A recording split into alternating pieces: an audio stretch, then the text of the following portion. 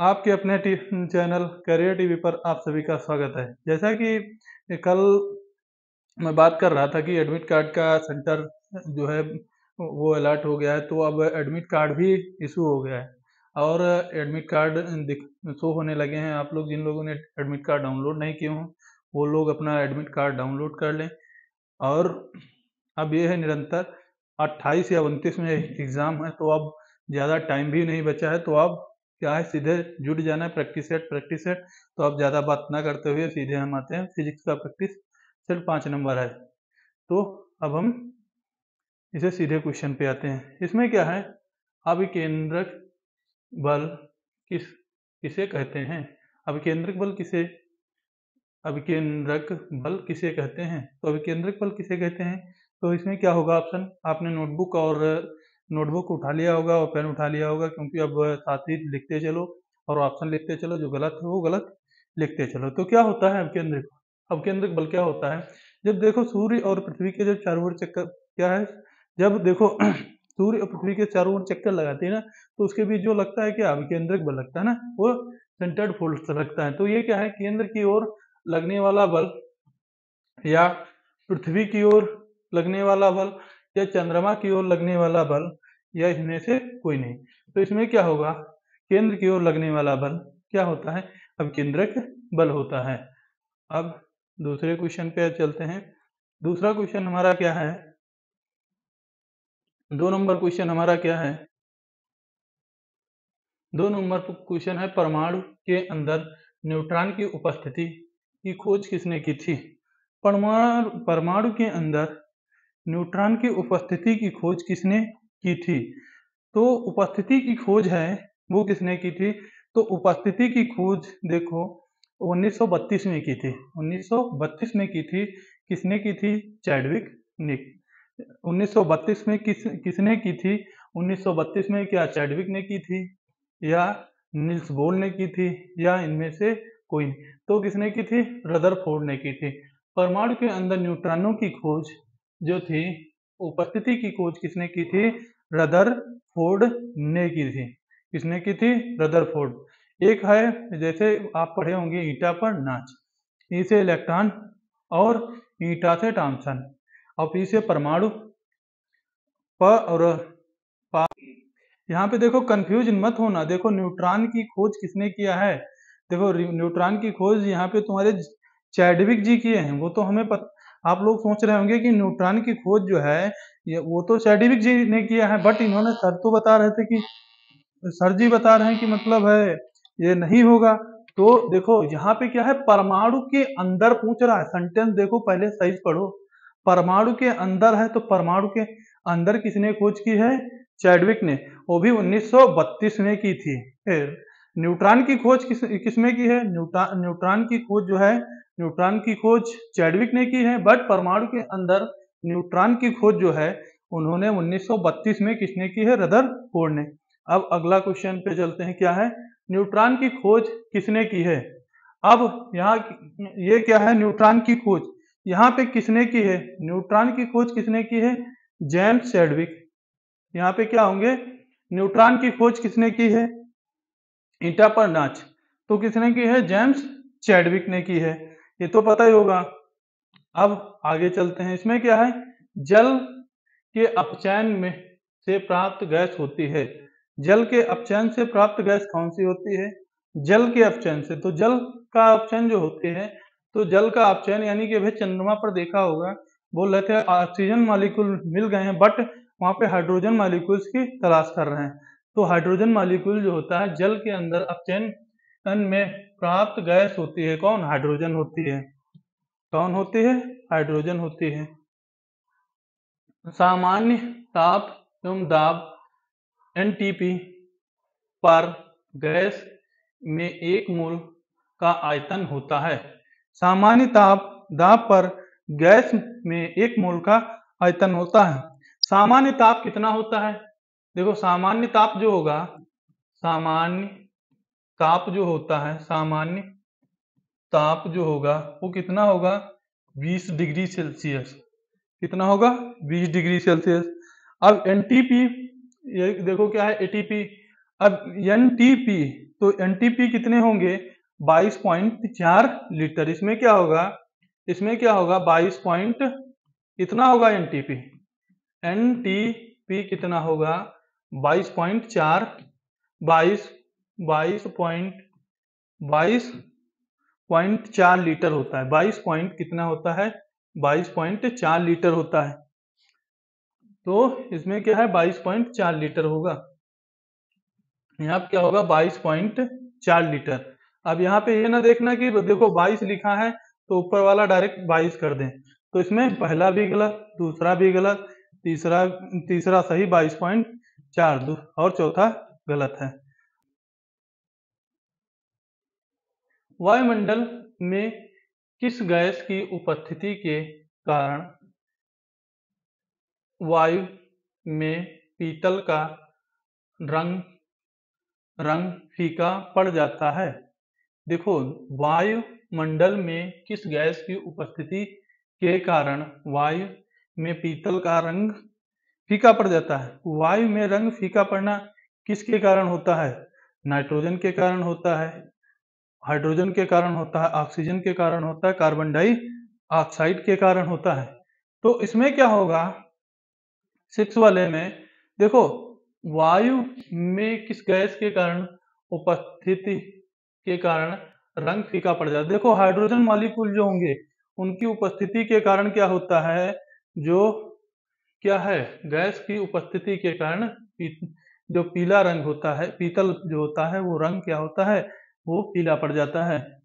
अब आगे चलते हैं। ये क्या है? सामान्यतः क्वार्ट्ज घड़ियों आदि में प्रयुक्त होने वाले क्वार्ट्ज क्रिस्टल रासायनिक रूप में किस के बने होते हैं? रासायनिक रूप में किसके बने होते हैं? क्वार्ट्ज घड़ियों आदि में प्रयुक्त होने वाले क्वार्ट्ज क्रिस्टल रासायनिक रूप से किसके बने होते हैं?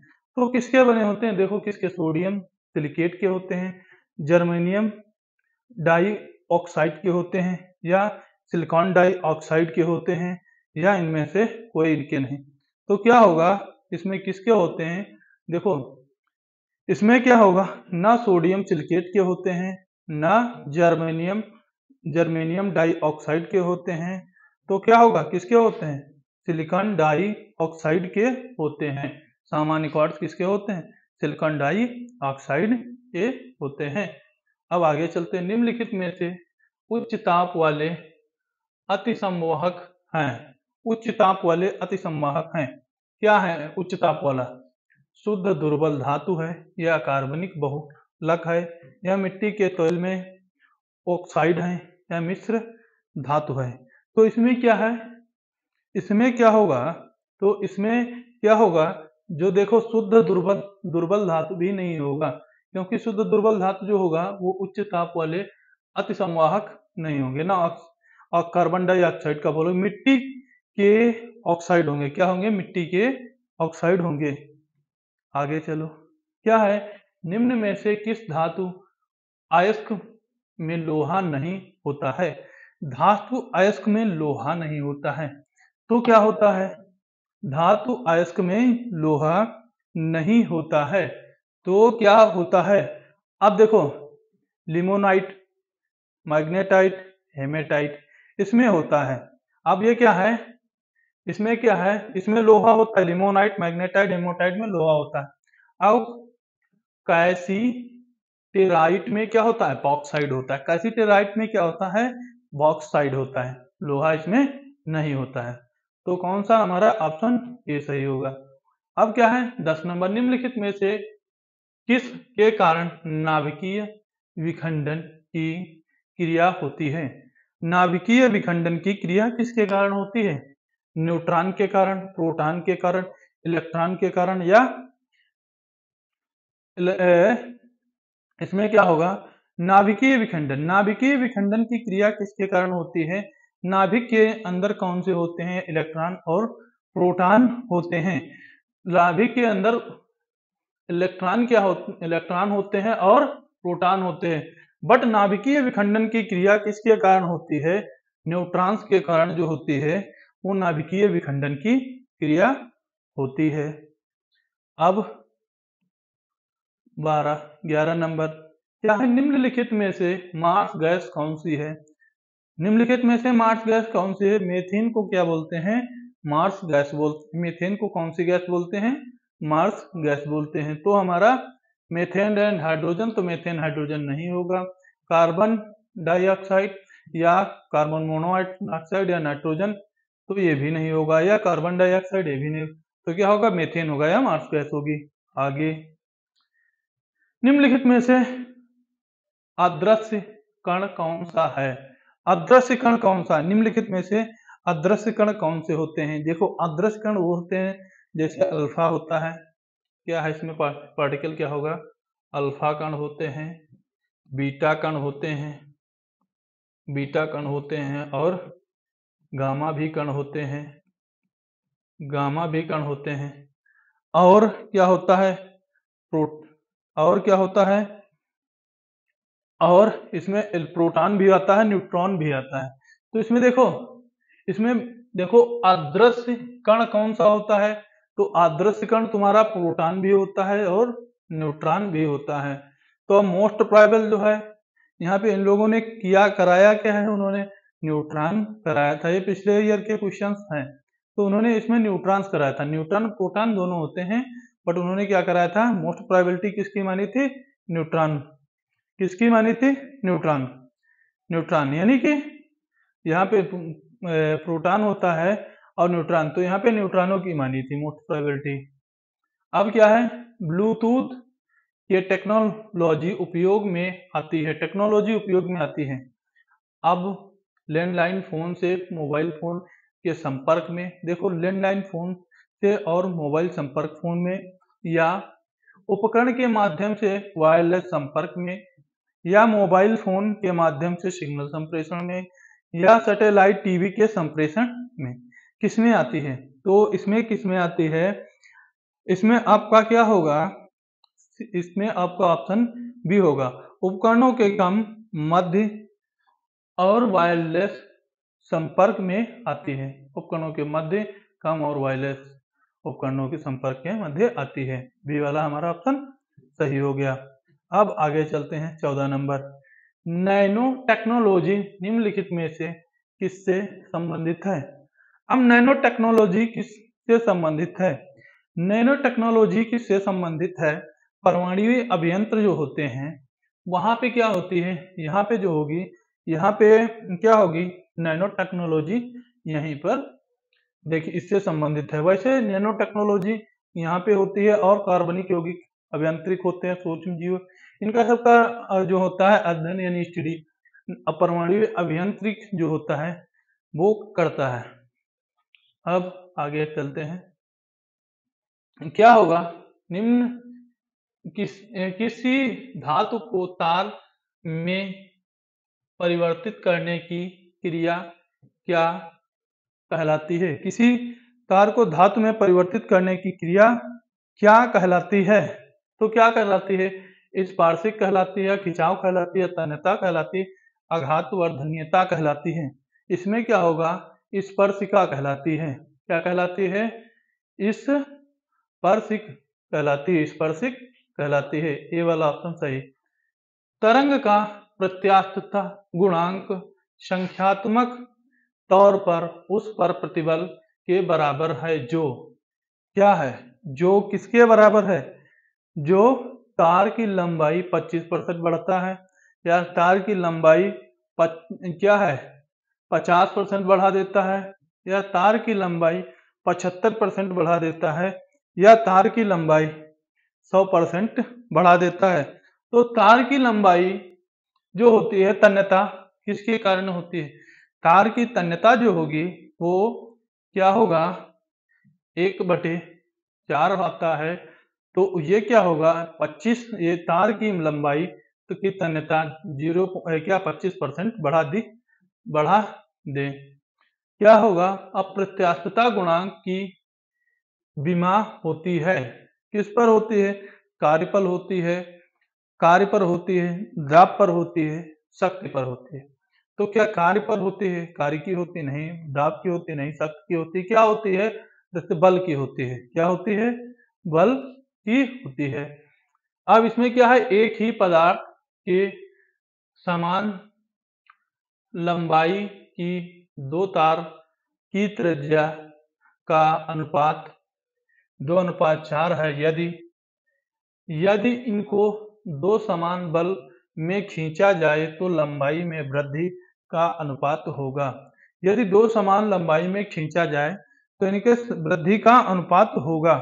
तो वृद्धि का अनुपात पूछा है तो क्या होगा, अगर दो समान लंबाइयों में खींचा जाएगा तो वृद्धि का अनुपात क्या होगा।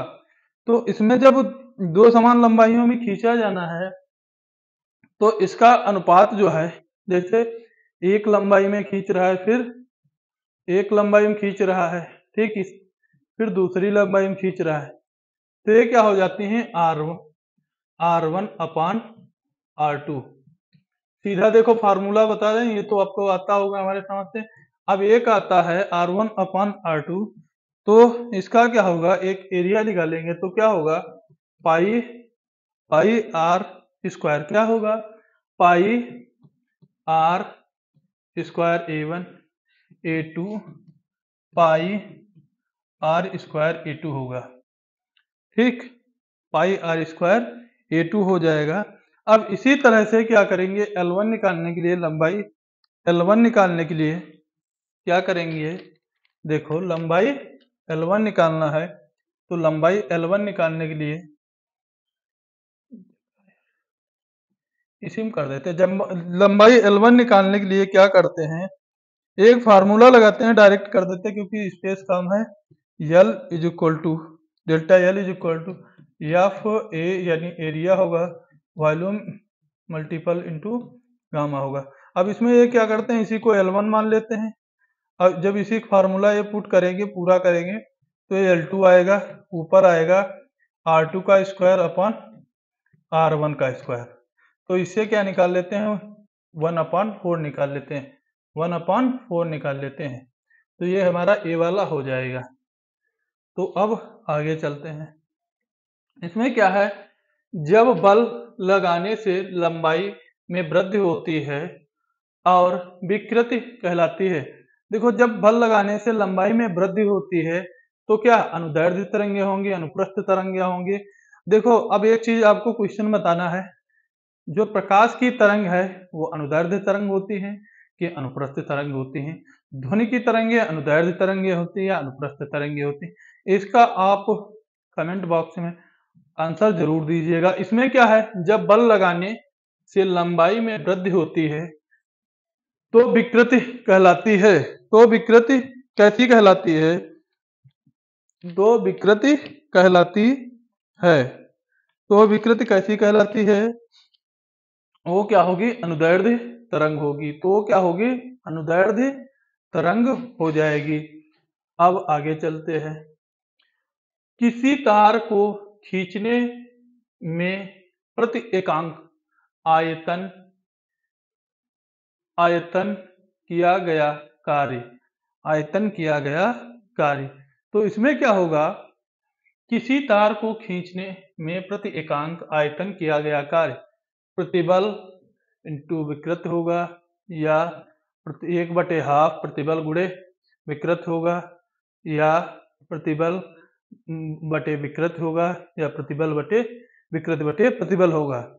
तो इसका क्या होगा, 20 वाला, तो इसमें क्या होगा, 1/2 प्रतिबल इंटू विकृत होगा। किसी तार को खींचने में प्रति एकांक में आयतन लंबाई आयतन किया गया कार्य, तो क्या होगा, 1/2 प्रतिबल, ये गुणे का साइन है तो विकृत होगा, ये भी गुणे का स्टार लगा है तो मतलब गुणे का साइन है ये। अब आगे चलते हैं। इसमें क्या है, अंतर आणविक बल होते हैं। अंतर आणविक बल होते हैं। कौन से अंतर आणविक बल होते हैं, तो अंतर आणविक बल होते हैं, कौन से होते हैं, अनंत परास का होता है, या बहुत अधिक परास का होता है, या बहुत कम परास का होता है, या कभी कभी अधिक तो कभी कम परास का होता है। क्या है, अंतर आणविक बल होते हैं। ना अनंत परास का होगा, ना अनंत परास का होगा, ना क्या होगा, बहुत अधिक परास का होगा, ना बहुत अधिक या बहुत कम। तो ये क्या होता है, बहुत कम परास का अंतर आणविक बल होता है। अब आगे क्या है, 5 लीटर बेंजीन का भार क्या होता है, जोड़ने की अपेक्षा गर्मी, जाड़ों की अपेक्षा गर्मी में अधिक होता है। गर्मी की अपेक्षा जाड़ों में अधिक होता है। जाड़ों और गर्मी दोनों में समान होता है। क्या होता है, क्या 5 लीटर बेंजीन में, तो बेंजीन का भार, तो ये क्या होता है, गर्मी की अपेक्षा जाड़ों में अधिक होता है। देखो भार क्या होगा, बेंजीन का जो भार होता है वो गर्मियों की अपेक्षा जाड़ों में अधिक होता है। अब क्या है, एल्कोहल पानी की अपेक्षा अधिक वाष्पशील होता है, क्योंकि क्या होता है, इसका क्वथनांक पानी से कम होता है। यह कार्बनिक द्रव है, इसका हिमांक पानी से कम होता है, इसका वाष्प पानी से 2.5 अधिक है। तो इसका हिमांक क्या होगा, इसका हिमांक कितना होता है, तो पानी की अपेक्षा इसका एल्कोहल का हिमांक जो होता है वाष्पीकरण के कारण क्या होता है, इसमें क्या होगा, वाष्पीकरण के द्वारा इसके पानी का एल्कोहल का अधिक होता है। एल्कोहल जो होगा वो क्या होगा, अधिक होगा, वो किसके कारण, वाष्पशील के कारण। अब पानी का क्वथनांक क्या होता है, वो कम हो जाता है, किसके कारण, एल्कोहल से अधिक वाष्पीकरण के कारण होगा। तो इसका क्या होगा, पानी में क्वथनांक किसका क्या होगा, कम होता है ना। अब एल्कोहल का जल की अपेक्षा क्या होता है, ध्रुवीय होता है, जल की अपेक्षा कम या ध्रुवीय होता है। ये पॉइंट लिख लो, पानी की अपेक्षा एल्कोहल का वाष्पीकरण जो होता है, पानी की अपेक्षा एल्कोहल अधिक अगर अधिक वाष्पशील है। पानी के क्वथनांक, देखो दूसरा पॉइंट, पानी के क्वथनांक कम होने के कारण एल्कोहल पानी से अधिक वाष्पशील होता है। अब एल्कोहल का जल की अपेक्षा ध्रुवीय होता है, क्या होता है, ध्रुवीय होता है। तो इसमें क्या होगा, इसका क्वथनांक पानी से कम होता है ना कि कार्बनिक होता है, ना हिमांक कम, ना वाष्पीयता। अब 24 नंबर पे चलते हैं।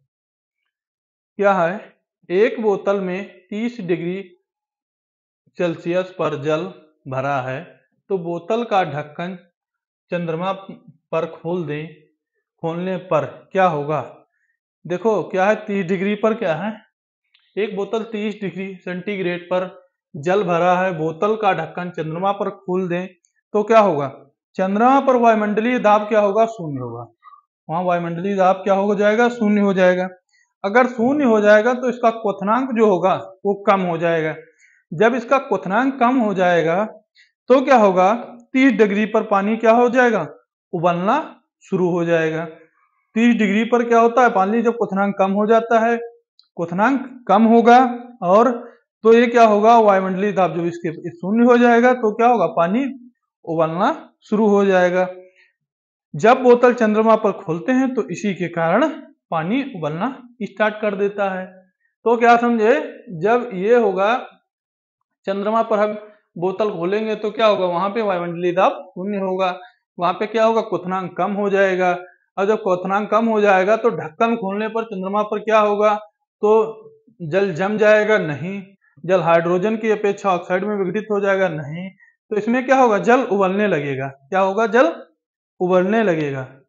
25 नंबर क्या है, जब प्रकाश एक माध्यम से दूसरे माध्यम में प्रवेश करता है तो उस माध्यम को क्या कहा जाता है।